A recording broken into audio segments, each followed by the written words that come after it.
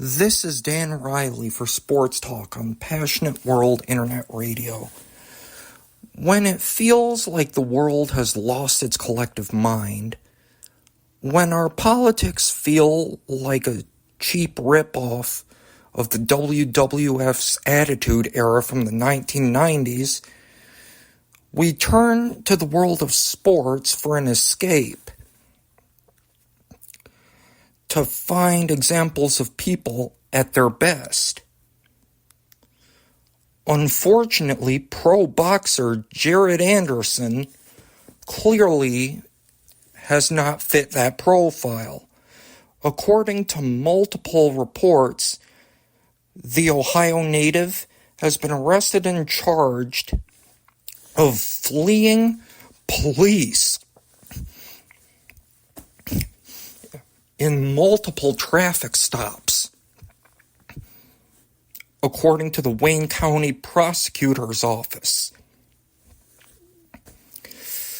Police say that Anderson fled from police multiple times at speeds of 130 miles an hour before his vehicle spun out of control and crashed into the center median on southbound I-275 and Sibley Road in Michigan. We've all heard stories of athletes getting into legal trouble, doing dumb things, but this takes the case. Professional boxing has a history of guys getting arrested. Of course, my listeners remember when Mike Tyson was arrested and charged with rape, and when boxing promoter Don King was sued for allegedly stealing his fighters' money. But this incident with Jared Anderson should scare people straight. It's time for professional boxing to put in place a code of conduct for boxers outside the ring.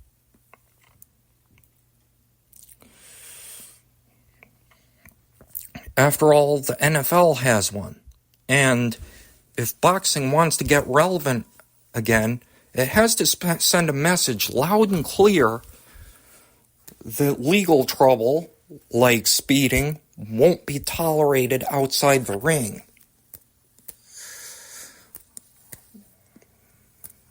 It can start with promising fines and suspensions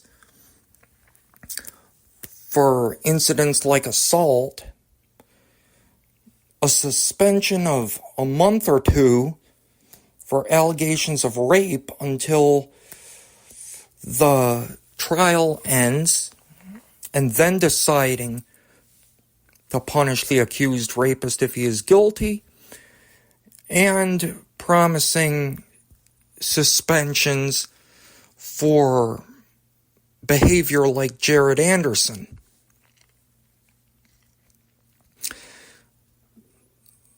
Jared Anderson threatened people's safety, threatened to get himself killed, and could have destroyed public property.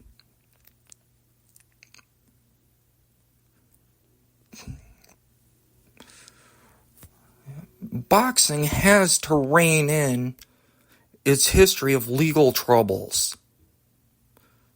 Put a personal conduct policy in place for all weight divisions.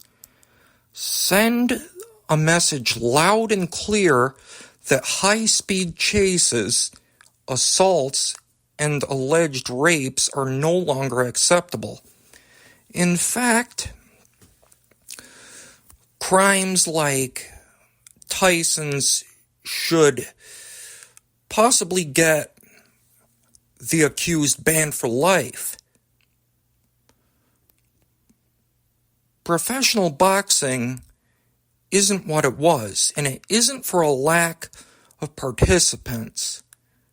But sooner or later, the people in charge have to send a message loud and clear that criminal behavior is no longer acceptable. This is Dan Riley for Sports Talk. Thank you so much for tuning in, and so long.